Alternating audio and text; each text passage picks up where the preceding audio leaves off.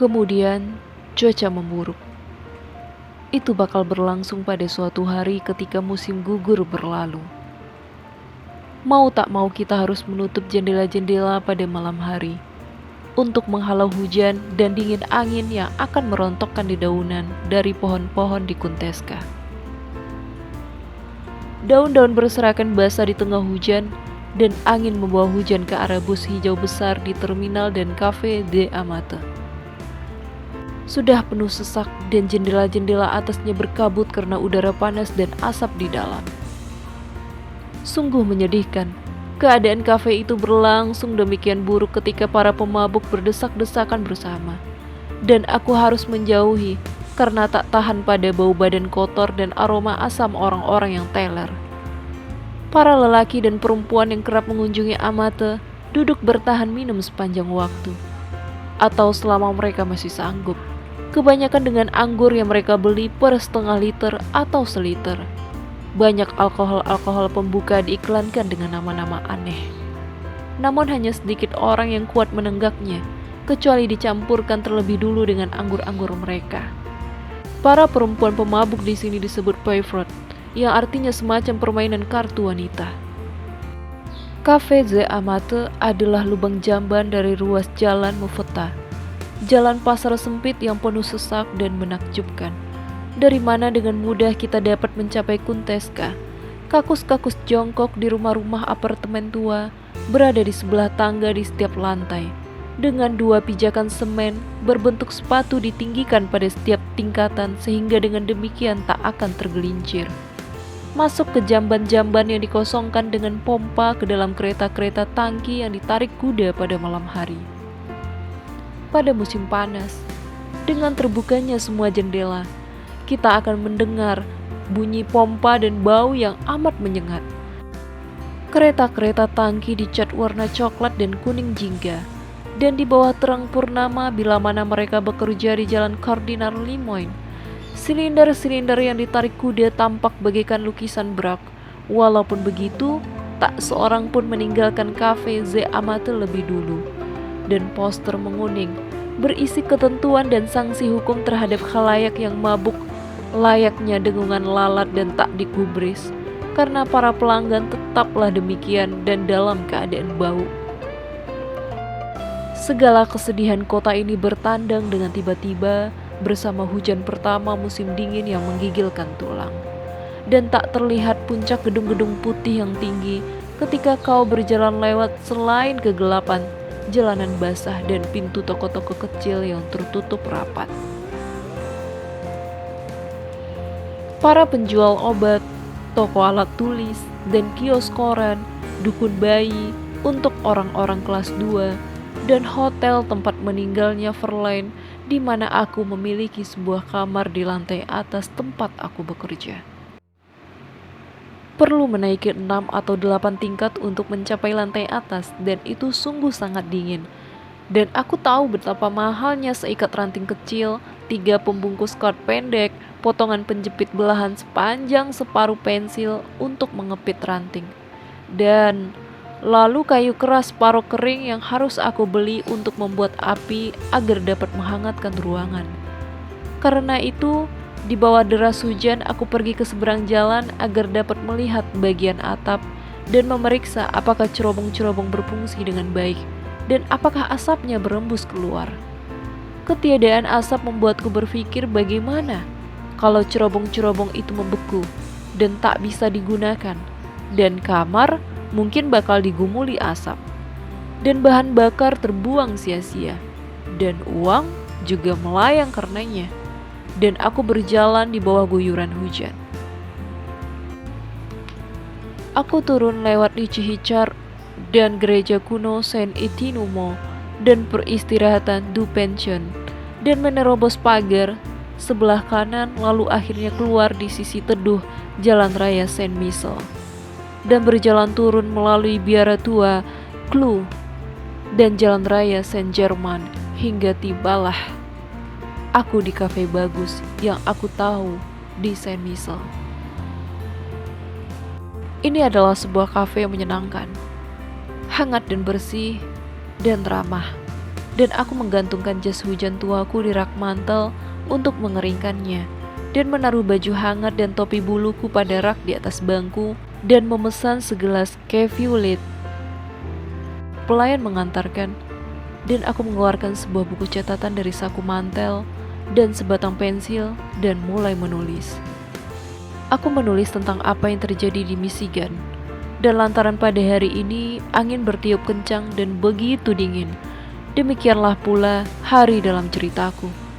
Aku sudah mengalami akhir musim gugur pada masa kanak-kanak, remaja, dan dewasa. Dan di suatu tempat kau dapat menulis mengenainya lebih baik daripada di tempat lain. Itulah yang disebut mencangkokkan dirimu, pikirku, dan ini bisa jadi sama dengan orang lain dengan ragam pengalaman masing-masing. Namun, dalam cerita, anak-anak lelaki itu digambarkan sedang minum, dan ini membuatku haus. Dan aku meminta segelas Saint James. Rasanya sungguh nikmat di hari yang dingin ini, dan aku terus melanjutkan menulis. Merasa sangat nyaman dan merasa martini yang bagus menghangatkan seluruh tubuhku dan jiwaku. Seorang gadis masuk ke dalam kafe dan duduk sendirian pada sebuah meja dekat jendela. Ia begitu cantik dengan seraut wajah yang segar bagaikan kepingan koin baru dicetak, dan rambutnya hitam seperti bulu gagak yang dipotong tajam secara diagonal melewati pipinya. Aku melihatnya, dan ia mengusikku dan membuatku sangat bergairah. Aku ingin bisa memasukkannya ke dalam cerita ini, atau di mana saja. Tetapi ia telah menempatkan dirinya sedemikian rupa, supaya ia dapat memperhatikan jalan dan pintu masuk, dan aku tahu ia sedang menunggu seseorang. Maka aku terus menulis. Cerita ini menulis dirinya sendiri dan aku kesulitan menahannya. Aku meminta Saint James lagi, dan aku mengamati si gadis dengan sesekali mengangkat pandang, atau ketika meruncingkan pensil menggunakan sebuah peraut pensil dengan serpihan rautan mengeriting di piring alas gelas minumanku. Aku telah melihatmu, wahai cantik, dan kau milikku sekarang. Siapapun yang sedang kau tunggu, dan sekiranya aku tak pernah melihatmu lagi, pikirku, kau milikku dan seluruh Paris milikku, dan aku milik buku catatan dan pensil ini. Kemudian, aku kembali menulis, dan aku jauh masuk ke dalam cerita dan lenyap di dalamnya. Aku menulisnya kini, dan ia tidak menulis dirinya sendiri, dan aku tidak melihat maupun mengetahui apapun mengenai waktu maupun memikirkan di mana aku berada maupun memesan Saint James lagi. Aku menjadi lelah karena Saint James tanpa merasa berpikir demikian. Kemudian cerita selesai dan aku merasa lelah sekali. Aku membaca alinea yang terakhir dan kemudian mengangkat pandang dan mencari gadis itu, dan ia telah pergi. Aku berharap ia bersama seorang lelaki yang baik, batinku. Namun aku merasa sedih. Aku menutup cerita di buku catatan dan memasukkannya ke saku dalamku, dan meminta selusin kerang kepada pelayan dan setengah gelas anggur putih yang mereka miliki. Selepas menulis sebuah cerita, aku selalu merasa kosong dan terombang-ambing antara perasaan sedih dan bahagia. Seolah-olah aku baru usai bercinta, dan aku yakin ini sebuah cerita yang sangat bagus, meskipun aku tak betul-betul tahu sebagus apa sampai aku membacanya lagi pada waktu mendatang. Tatkala makan kerang dengan rasa laut yang kental dan dagingnya yang keras, lihat yang kemudian dibasuh dengan anggur putih dingin, sehingga hanya menyisakan rasa laut dan serat daging yang lezat. Dan ketika aku menghirup cairannya yang dingin dari masing-masing kulit cangkang dan menenggaknya bersama rasa anggur yang segar, barulah perasaan kosongku hilang dan mulai merasa senang dan membuat rencana-rencana. Kini cuaca buruk bertandang. Kami akan meninggalkan Paris untuk sementara ke suatu tempat yang memungkinkan hujan ini bakal menjelma salju yang berluruhan di atas cemara dan menutupi jalan dan lereng-lereng bukit yang tinggi, dan pada sebuah ketinggian di mana kami akan mendengar bunyinya berkeretak sewaktu kami berjalan pulang malam hari. Di bawah Lezavo ada sebuah villa kecil di mana penginapan itu begitu menakjubkan, dan kami akan tidur bersama dengan jendela terbuka dan bintang-bintang bersinar terang. Kesanalah kami akan pergi. Bepergian dengan kereta api kelas 3 tidaklah mahal. Penginapan biayanya juga jauh lebih murah dari yang kami keluarkan di Paris. Aku akan menyerahkan kamar hotel tempat aku menulis, dan itu adalah satu-satunya yang bisa disewa di Jalan Kardinal Lemoyne 74. Aku menulis laporan jurnalistik untuk harian Toronto dan digaji untuk itu. Aku bisa menulis dimanapun dalam kondisi apapun, dan kami memiliki uang untuk melakukan perjalanan. Barangkali jauh dari Paris, aku bisa menulis tentang Paris. Sebagaimana di Paris, aku bisa menulis tentang Michigan. Aku tak terlalu lekas bisa memastikannya, karena aku belum mengenal Paris dengan cukup baik.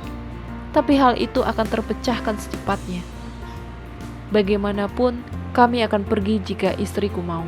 Dan aku pun menghabiskan kerang dan anggur dan membayar semuanya di kafe dan mengambil jalan terpendek yang menghubungkan Montagne Saint-Geneviève dengan menerobos hujan, yang mana sekarang hanya cuaca lokal dan bukanlah sesuatu yang mengubah kehidupanmu, menuju rumah susun di atas bukit. Aku pikir ini menakjubkan Teti, tukas istriku. Raut wajahnya lemah lembut, dan matanya dan senyumnya tampak berbinar ketika mendengar keputusanku, seolah-olah ini merupakan hadiah yang mewah. Kapan sebaiknya kita berangkat? Kapanpun kamu mau. Oh, aku ingin segera. Tidakkah kau tahu itu? Mungkin cuaca akan bagus dan terang saat kita kembali. Akan sangat bagus ketika sudah cerah dan sejuk. Aku yakin begitu, katanya. Bukannya kau baik memikirkan perjalanan? Terlalu.